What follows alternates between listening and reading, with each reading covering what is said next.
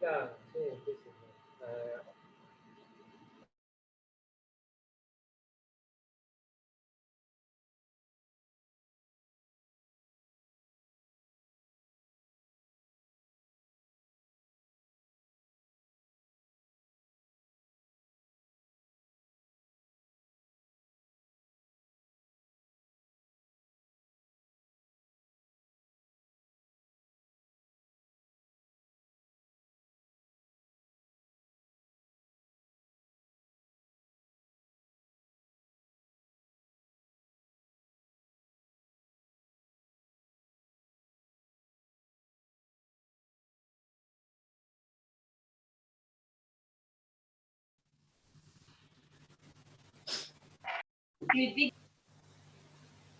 Hola Pablo.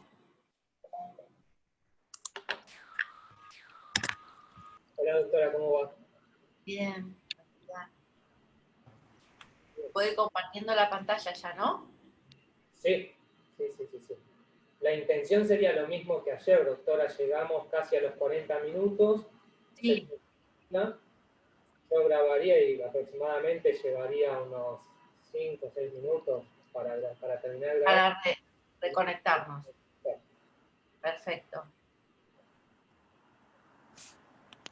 Si usted quiere empezar con la clase, no hay ningún problema. Bueno, muy bien. Bueno, buen día. Bueno, la clase de hoy es síndromes pericárdicos y vamos a empezar repasando algunos aspectos de lo que es el pericardio normal. Recordar que tiene una capa visceral y una capa parietal. Esto permite, digamos, que se forme una cavidad virtual y se genere, porque siempre hay algo de líquido pericárdico, además, una presión intrapericárdica y los cambios de presión intrapericárdica están en relación con la respiración, de manera que cuando en la inspiración hay presión negativa intratorácica, esto se transmite dentro de la cavidad pericárdica y se genera presión negativa en la cavidad intrapericárdica. Al contrario, en la expiración se genera presión positiva. Esto es importante después para poder entender fundamentalmente la fisiopatología de lo que vamos a ver del taponamiento cardíaco, ¿no? Bueno, por otro lado, el pericardio fija el corazón, limita su movimiento. Otro punto importante es que previene la dilatación extrema del corazón y también esto nos va a permitir entender también parte de la fisiopatología del taponamiento. Justamente en el taponamiento va a estar limitada la dilatación del corazón. Es una barrera para las infecciones.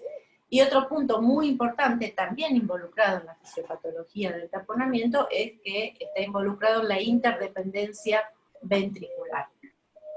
Bien, vamos a empezar con el primer síndrome dentro de los síndromes pericárdicos, que es la pericarditis aguda. Como su nombre lo indica, es una inflamación del pericardio, de la membrana pericárdica, y la mayoría de las pericarditis son consideradas idiopáticas. Ustedes saben que decimos idiopáticas cuando uno no sabe la causa, digamos, de la enfermedad, aunque se asume que la mayoría de las pericarditis idiopáticas son de origen viral. Hasta un 90% de las pericarditis son de origen viral, y en general, la gran mayoría de los pacientes con pericarditis cursa sin complicaciones. Ya vamos a ver ahora cuáles pueden ser las complicaciones de la pericarditis. Pero por otro lado, es muy importante, y ahora vamos a ver las causas, la pericarditis puede aparecer en el transcurso de otras enfermedades. Y ya vamos a ver cuáles. Entonces, dentro de las causas, dijimos, la causa, van a ver en rojo, aparecen las causas más frecuentes. Entonces, por lejos, la causa más frecuente, especialmente del paciente que consulta a la guardia, es la infección viral. Virus como Coxsackie, ecovirus, adenovirus, mononucleosis. Hoy en día también sabemos, o presumiblemente sabemos, que el SARS-CoV-2, que provoca el COVID-19, también puede causar pericarditis. Después hay otras causas infecciosas como la tuberculosis. Acá es muy importante tener en cuenta en países como el nuestro, es una causa más frecuente que en países desarrollados, la pericarditis por tuberculosis, aunque en el conjunto de las causas de la pericarditis no es una causa frecuente. Pero debemos tenerlo en cuenta porque la pericarditis por tuberculosis puede producir pericarditis hemorrágica o purulenta, y eso en el tratamiento implica que debe ser drenada. Lo mismo si son de origen bacteriano o fúngicas, aunque estas son causas mucho menos frecuentes. Otra causa que por ahí ya la han estudiado es la pericarditis en el contexto del infarto, ¿no? Que puede darse una pericarditis más en el momento más agudo del infarto, dentro de los primeros días, que es por inflamación local, o ya una pericarditis denominadas síndrome de Dressler, que es una pericarditis que aparece aproximadamente un mes después del infarto, que se cree que estaría mediada por inmunocomplejos, y tiene la misma fisiopatología que la pericarditis post-pericardiectomía, o sea, que es en general luego de una cirugía cardíaca. Estas son pericarditis que vemos menos frecuentemente, pero no son raras. No son raras porque el infarto es una enfermedad de alta prevalencia, lo mismo que la cirugía cardíaca. La pericarditis urémica y la pericarditis por enfermedades neoplásicas, como la ven ahí en rojo, porque son causas frecuentes de pericarditis, especialmente en pacientes internados. Las neoplasias que más causan pericarditis son los cánceres de pulmón, mama, leucemia y linfoma. En general, estas pericarditis van acompañadas, tanto la urémica fundamentalmente y las neoplásicas, de derrame pericárdico, que suelen ser derrames severos y que habitualmente obligan a drenar, especialmente las neoplásicas. La urémica, en general, la resolución, por supuesto, está en la diálisis, ¿no? Otras causas de pericarditis son por irradiación, por trastornos autoinmunes. A veces puede pasar que, digamos, enfermedades como el lupus debuten con pericarditis o policerositis, ¿no? Pericarditis más ascitis más derrame cerebral. Les pido, chicos, si pueden cerrar los micrófonos. ¿No? Pregunto por hacer una pregunta sobre el tema. En general, como somos muchos, actualmente son 94, lo que hacemos es que cuando terminamos la clase, ahí habilitamos las preguntas. ¿Está bien? Ok, muchas gracias. Si quieren, para no olvidarse, porque por ahí ya después nos vamos a ir para otro tema, lo anotan ahora la pregunta que tenían y después las respondemos al final. Bien, otros trastornos inflamatorios, como por ejemplo sarcoidosis, amiloidosis, pueden causar pericarditis, aunque son de causas infrecuentes. Bueno, la traumática es, en general la consideramos en el contexto de, por ejemplo, estamos poniendo un cable de marcapaso, se atraviesa el ventrículo derecho, se produce pericarditis, derrame, y habitualmente eso, por supuesto, en general va a ir acompañado de derrame pericárdico y puede producir taponamiento agudo. Lo mismo si, por ejemplo, estamos poniendo cualquier otro dispositivo dentro de la cavidad cardíaca, fundamentalmente se trabaja dentro del ventrículo derecho, esa también es una causa, por supuesto, del paciente internado. Otras causas menos frecuentes son por fármacos, por aneurisma de aorta disecante, que cuando se produce pericarditis, en general lo que se produce es derrame pericárdico, hemorrágico, y acá es muy importante, por supuesto, que eso, como está contenido, no debe ser punzado. Mixedema y quilopericardio también son otras causas, aunque infrecuentes. ¿Cuál es la incidencia de la pericarditis? Bueno, por un lado, ahora vamos a ver la clínica, Y muchos casos la pericarditis no se diagnostica, y a veces por ahí ya la vemos en una de las complicaciones que vamos a ver al final, que es la pericarditis constrictiva, y llega un paciente entonces con pericarditis constrictiva, que seguramente tuvo pericarditis, pero muchas veces pasó desapercibida. Se encuentra en el 1% de las autopsias, de todos los pacientes, porque vamos a ver el síntoma cardinal del paciente con pericarditis es el dolor torácico, y dentro de los pacientes que consultan a la guardia por dolor torácico, el 5% de estos es por pericarditis.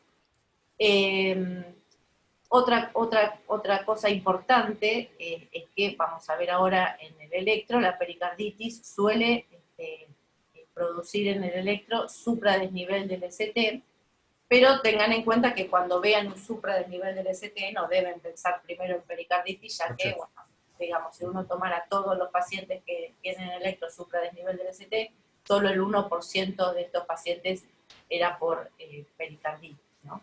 Y como decíamos al principio, la gran mayoría, hasta el 90%, son consideradas idiopáticas, aunque estas idiopáticas en general son de origen viral y de transcurso benigno.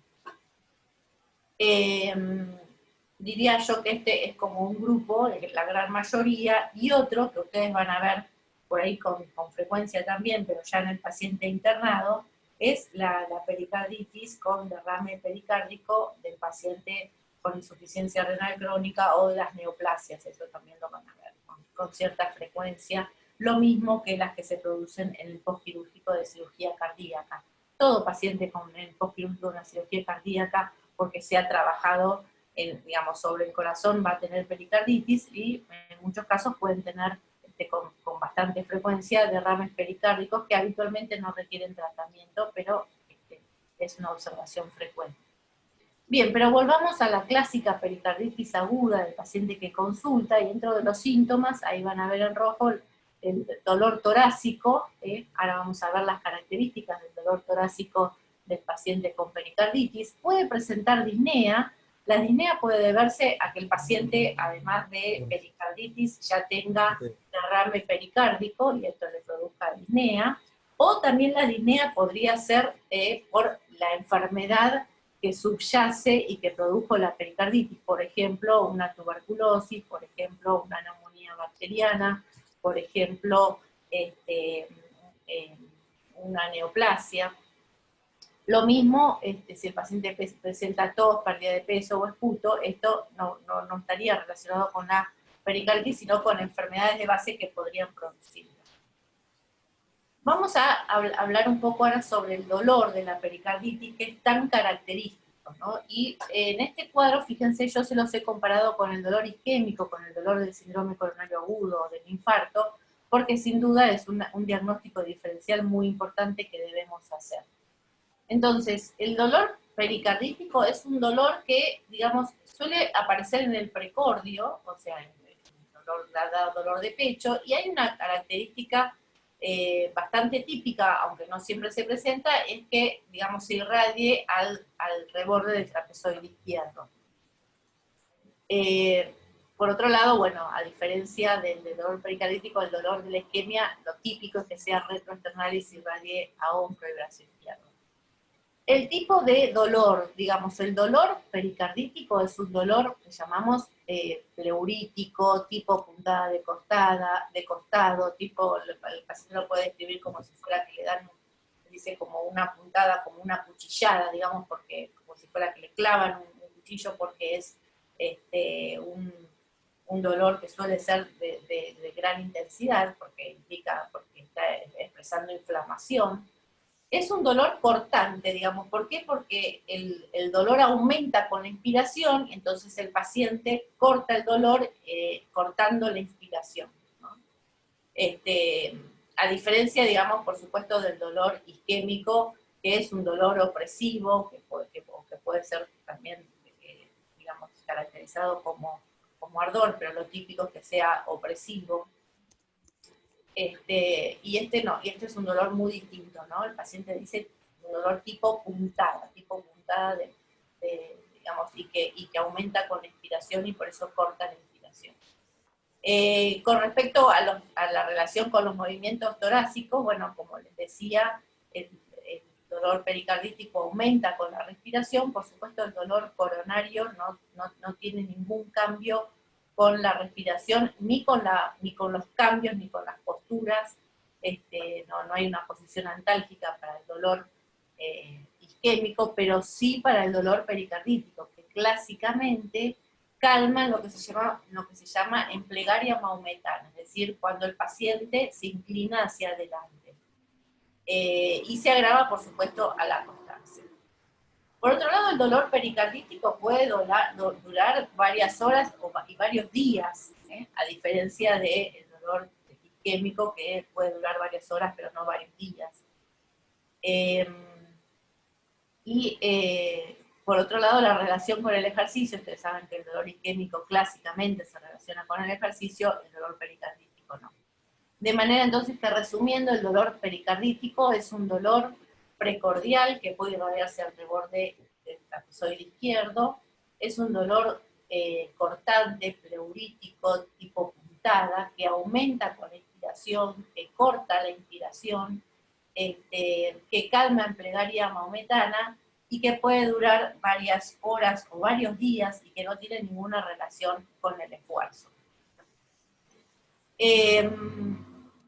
Al examen físico, lo característico de la pericarditis en sí va a ser encontrar frote.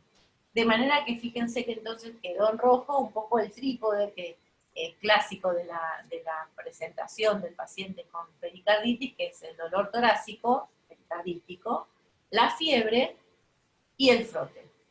El frote, ustedes saben que puede ocultarse en los 3 tiempos, puede ser sístole, en diástolo, sístole-diastólico, que es, digamos, el frote, digamos, el sonido, es un sonido que digamos, se asemeja, por ejemplo, a cuando si yo me froto el cabello, y escucho, digamos, el frote del cabello, o, digamos, si yo froto cuero, si ustedes ocultan alguna vez un frote, no se van a olvidar más, van a ver que no ocupa un lugar específico en el periodo del ciclo cardíaco, sino que puede aparecer en cualquier momento del ciclo. Se oculta periódicamente, es decir, que puede ser que lo oculten a la mañana y no lo oculten a la tarde, y también pueden mejorar la ocultación si ponen al paciente en decúbito lateral izquierdo o en posición de pachón, también eso puede mejorar la ocultación del frote. ¿Qué estudios complementarios vamos a hacer cuando sospechamos que el paciente tenga una pericarditis? Bueno, electrocardiograma, que siempre lo vamos a hacer cuando un paciente consulte por dolor de pecho, laboratorio, placa de tórax y ecocardiograma van a ser los primeros estudios que vamos a hacer en la primera aproximación del diagnóstico del paciente con pericarditis. Hoy en día también, en muchas circunstancias, hacemos tomografía y resonancia, pero estos estudios no siempre están al alcance y no siempre están indicados. Siempre estos primeros sí, electro, laboratorio, placa y ecocardiograma. Entonces, electrocardiograma. Ahora les voy a mostrar un electro, pero digamos, lo característico es que inicialmente el primer cambio que se observa en el electro es una elevación del segmento ST, que a diferencia del supra-ST que vemos en el síndrome coronario, la morfología de este supradesnivel del ST es cóncava. Y otra característica muy típica de la pericarditis es que este supradesnivel del ST es difuso, es decir, que no corresponde a una anatomía. Por ejemplo, si yo tengo un infarto en la coronaria derecha, el supra lo voy a ver en la cara inferior, es decir, en D2, D3 y ABF. Si tengo un infarto de la descendente anterior, el supradesnivel del ST lo voy a ver en la cara anterior, es decir, el de B1 a B4 o de B1 a B5, en la cara lateral el D1 y ABL. En cambio acá, no hay un supradesnivel del ST que responda a una anatomía coronaria, sino que es un supra difuso.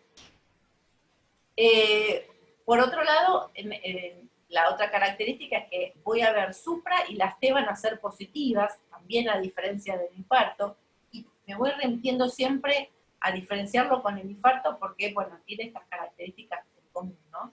En el infarto aparece supra y ya puede aparecer a la vez T negativa. En cambio acá siempre la T va a ser positiva.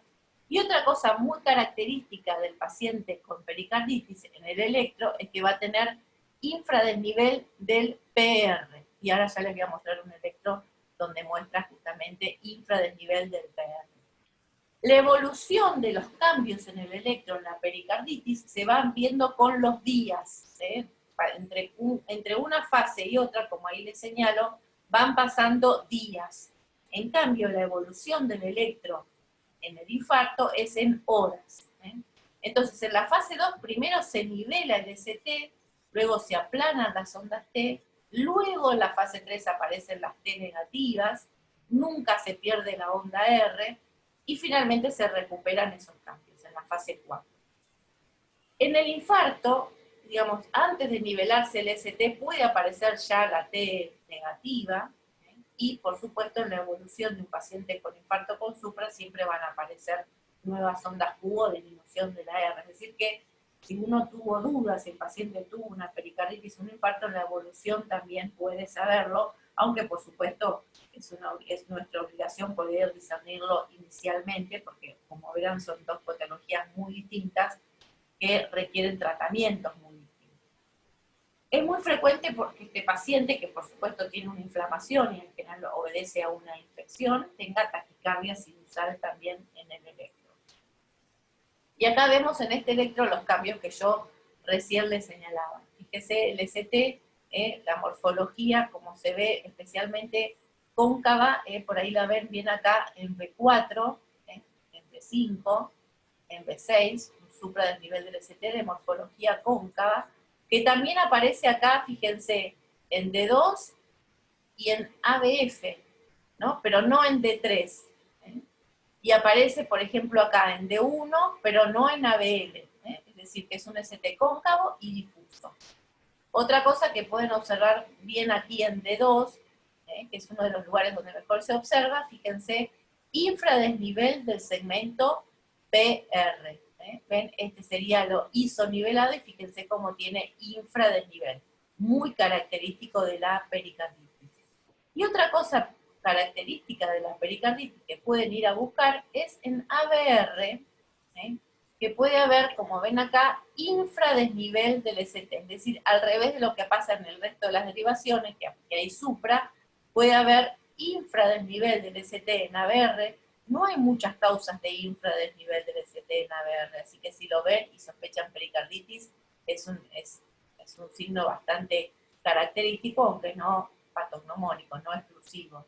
Y otra cosa que pueden ver en ABR, como pueden ver acá, fíjense, es supra del PR, o sea, al revés de lo que vemos en las otras derivaciones.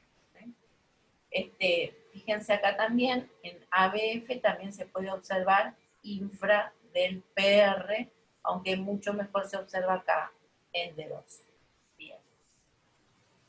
Pasemos al laboratorio.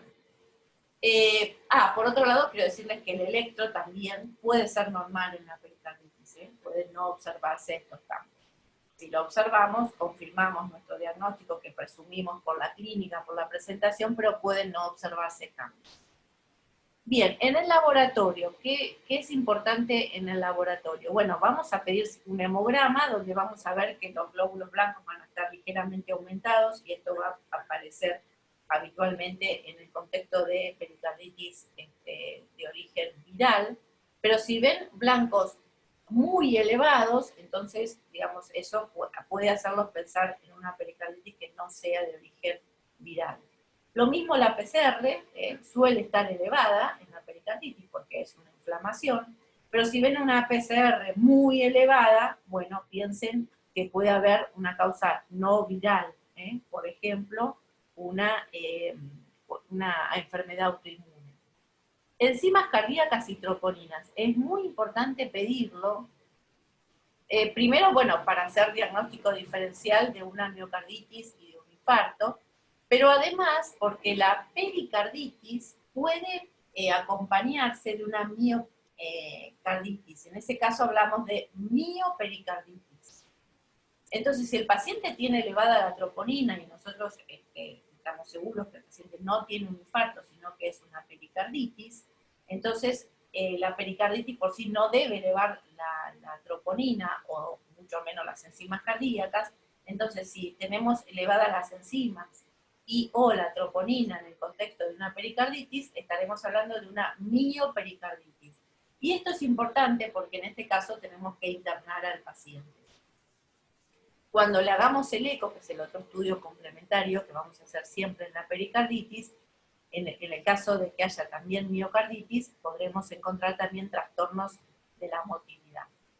En mujeres jóvenes que se presentan con pericarditis, sería razonable pedir pruebas para lupus, digamos, porque si bien, como les decía, la mayor parte de las pericarditis son de causa viral, debe tenerse en cuenta que también puede implicar el debut de una enfermedad autoinmune, como por ejemplo el lupus. Bien, seguimos con los estudios complementarios, ya hablamos del electro, del laboratorio, pasamos ahora a la placa. La placa en una pericarditis, digamos, sin derrame pericárdico importante, porque la pericarditis siempre algo de derrame va a tener, porque por la inflamación algo de líquido pericárdico puede aumentar, pero eso no quiere decir que por ejemplo, cuando hagamos un eco lo podamos ver que hay derrame, y mucho menos cuando hagamos una placa. Así que, en definitiva, si hay pericarditis sin un derrame importante, la placa va a ser normal. Ahora, si hay un derrame por lo menos moderado o severo, fundamentalmente, sí vamos a ver, y ahora les voy a mostrar, por supuesto, un agrandamiento, lo que se llama corazón en botellón, por la ocupación, digamos, del derrame pericárdico. Y podría verse incluso algo por drenaje, digamos, hacia la pleura, de derrame pleural izquierdo. También al hacer una placa podríamos encontrar infiltrados correspondientes a una neumonía, o podríamos encontrar cavernas correspondientes a una tuberculosis, o podríamos ver, digamos, una masa o adenopatías correspondientes a un cáncer. O sea que la placa en sí, digamos, en general, salvo que haya derrame pericárdico, no va a mostrar nada específico con respecto a la pericarditis, pero sí podría mostrar algo con enfermedades subyacentes que pueden provocar pericarditis. Pasamos entonces a la ecocardiografía. Como les decía, el ecocardiograma puede ser absolutamente normal, o puede observarse derrame pericárdico, que puede ir de un grado leve, moderado o severo.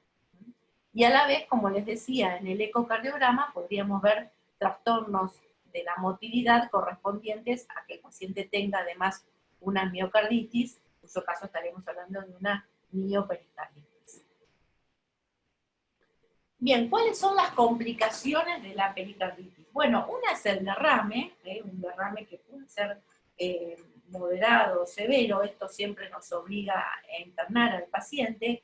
¿Y cuál es la complicación del derrame? Digamos, que puede producir taponamiento cardíaco, y ahora vamos a hablar del taponamiento cardíaco. Y en la evolución, la pericarditis, digamos, como por daño cicatrizal, puede provocar pericarditis constrictiva.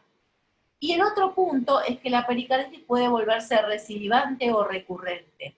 Y esto, digamos, también implica un cambio en el tratamiento, donde muchas veces estos pacientes, además de antiinflamatorios, que siempre es el tratamiento inicial, hay que darles colchicina, a veces hay que recurrir a los corticoides. Esto, digamos, si bien no es una complicación frecuente, puede verse en las pericarditis virales, pero mucho más se ve en pericarditis como las secundarias a neoplasias, porque la enfermedad subyacente muchas veces no desaparece, o a veces se ve también como complicaciones de la cirugía, aunque no son entidades frecuentes, pero se ven. Vamos a pasar ahora a hablar de taponamiento cardíaco. Van a ver ahora estas diapositivas que aparecen, que están demasiado escritas, ¿no?, para una exposición, pero esta clase está pensada para que ustedes después la vuelvan a leer. Por eso es que en estas diapositivas van a ver que yo me explayé, digamos, en explicarles un poco la fisiopatología del taponamiento cardíaco, y bueno, para que cuando les quede guardada y grabada lo puedan leer con mayor tranquilidad. Entonces, en definitiva, ¿qué implica, digamos, el taponamiento? El taponamiento, y ahora vamos a empezar a explicarlo paso por paso, pero lo que implica es que hay, digamos, descompensación hemodinámica, disminución en el gasto cardíaco a consecuencia del derrame pericárdico. ¿Y esto por qué? Digamos, porque el derrame pericárdico puede ser que no produzca clínicamente nada, es decir, yo le hago un eco, el paciente tiene un derrame leve, moderado y no siente nada, más que por ahí digamos, la clínica de la pericarditis, o, digamos, si aumenta la presión intrapericárdica lo suficiente como para impedir, digamos, la distensión adecuada de las cavidades cardíacas y el llenado adecuado, se produzca taponamiento cardíaco y bajo gasto. Hay dos tipos de taponamiento básicamente que podemos ver, el taponamiento más agudo o el taponamiento crónico. El taponamiento agudo es porque, digamos, esto va a depender no solamente del volumen, sino de la velocidad de instalación del volumen. Como les decía ayer, si yo al corazón le cambio bruscamente las presiones, los cambios bruscos de presiones los descompensan, en cambio si le voy cambiando las presiones paulatinamente, el corazón se va adaptando, de manera que un paciente, si progresivamente va haciendo un derrame, puede ir teniendo un derrame leve, moderado y hasta severo, y no tener, digamos, cambios clínicos a consecuencia de eso, pero si el derrame, aunque sea leve, se instala bruscamente, entonces eso cambia bruscamente la presión intrapericárdica y produce taponamiento cardíaco. Y esto se ve, por ejemplo, en los derrames o taponamientos de origen traumático. Bruscamente, digamos, que por ejemplo yo perforo el ventrículo derecho, que después puede cerrarse, que es lo que habitualmente pasa, se cierra solo el ventrículo derecho, pero ese pasaje de sangre rápida al espacio pericárdico produce un aumento brusco de la presión intrapericárdica y esto genera taponamiento cardíaco porque impide la distensión normal de las paredes cardíacas, disminuye el tiempo diastólico y luego, digamos, por lo tanto, disminuye la eyección, ¿no? Y por lo tanto el gasto cardíaco. Entonces les decía que lo que dice acá en esta tercera parte de la diapositiva, les está hablando que, digamos, si el derrame se va produciendo muy lentamente, el corazón, digamos, logra adaptarse porque, digamos, el pericardio es capaz de estirarse, y si el pericardio se estira, entonces no aumenta la presión, porque si aumenta la cavidad, a pesar del volumen, no aumenta bruscamente la presión, y entonces eso hace que el paciente no llegue al taponamiento cardíaco. Entonces, fíjense, puede producir taponamiento cardíaco 200 mililitros si se instalan bruscamente, y puede no producir taponamiento cardíaco 2 litros en el pericardio si se van instalando paulatinamente o progresivamente. Por otro lado, también, digamos, por supuesto, como les decía, no se produce taponamiento cardíaco si la instalación del líquido es progresiva, pero también si el pericardio es normal y tiene la capacidad de estirarse. Si yo tengo, en cambio, un pericardio rígido, por ejemplo, porque hay fibrosis o infiltración tumoral, bueno, entonces también pequeñas cantidades pueden producir taponamiento justamente porque aumenta la presión intrapericárdica porque el pericardio no puede estirarse. Entonces, ¿cuándo se produce el taponamiento? Cuando el líquido dentro del espacio pericárdico causa una elevación intrapericárdica y esta elevación genera que se equilibren las presiones de llenado y se limita el llenado diastólico, con la consiguiente, como yo les decía, disminución del volumen sistólico y del gasto cardíaco. Ahora se los voy esto mismo a mostrar en un gráfico. Esto a veces ustedes después tienen que volver a leerlo para razonarlo. Y por eso es que estas diapositivas, como les decía, se extienden en el texto. Ahora terminamos de decir esto y vamos a explicar esto de nuevo en un gráfico. Entonces, se está llenando de líquido el pericardio, aumenta la presión intrapericárdica, se iguala a las presiones en la aurícula derecha y en el ventrículo derecho. Esto genera que la presión transmural del corazón, digamos, lleguen a cero, la presión de las paredes de las cámaras derechas lleguen a cero, esto disminuye el llenado diastólico, por lo tanto disminuye luego la precarga, digamos, del ventrículo izquierdo, se genera disminución del gasto cardíaco y eso es lo que llamamos taponamiento cardíaco, ¿no?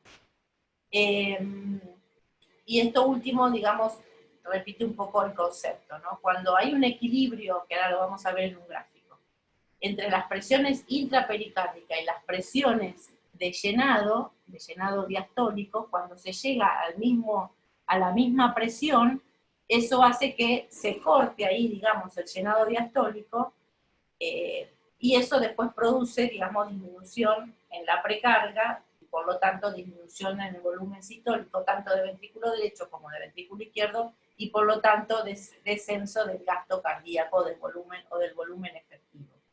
Es decir que, en definitiva, ¿a qué llamo taponamiento cardíaco? El taponamiento cardíaco siempre es de diagnóstico clínico. Es un paciente que está en bajo gasto cardíaco a consecuencia de derrame pericárdico, a consecuencia de que el derrame pericárdico ha producido un incremento de la presión intrapericárdica que no ha permitido un llenado diastólico adecuado y como consecuencia a una caída en el volumen sistólico. Doctora, ¿Cuáles son? Más o menos 2-3 minutos estaría cortando esta primera parte. Bueno, muy bien. Entonces cuando se corta, esperamos 5 minutos, nos volvemos a conectar y retomamos la clase. Perfecto, gracias. Bien, entonces, ¿cuáles son las manifestaciones clínicas de uno y otro taponamiento? En el taponamiento agudo, por supuesto, lo que vamos a ver rápidamente va a ser hipotensión, justamente como expresión de la caída del volumen sistólico, hipotensión sistólica, una marcada elevación de la presión venosa central, justamente como una expresión de un aumento, digamos, del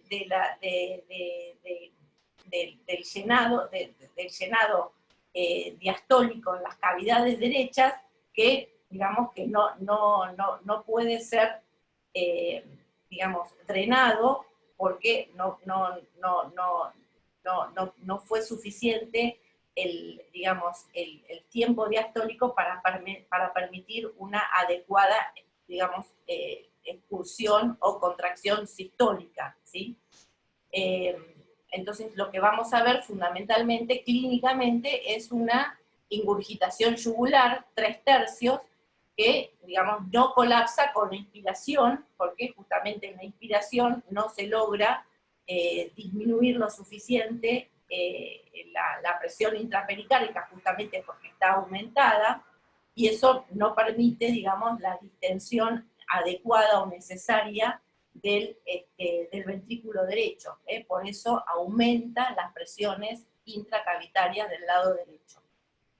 Y, digamos, en la placa vamos a ver digamos, una relación periotrácica normal, porque no hay mucho derrame en el taponamiento agudo, y se habla de un corazón quieto, porque como hay poco derrame, el corazón, digamos, no puede moverse, a diferencia del paciente con mucho derrame, con derrame pericárdico severo, donde el corazón puede moverse dentro de ese derrame severo, se llama corazón bailarín, y eso en el electro se ve traducido con lo que se llama alternancia eléctrica, ya les voy a mostrar un electro. En el derrame que se instala progresivamente y se llega a un derrame severo y luego puede haber como consecuencia un taponamiento cardíaco, el paciente va a presentarse con disnea, debilidad, pérdida de peso, anorexia, cansancio, es decir, signos de bajo gasto, pero más crónicos y no agudos. También a este paciente le vamos a ver, digamos, un aumento de la presión venosa central justamente por esta dificultad en la distensión de las cavidades derechas a consecuencia del aumento de la presión intracraniana.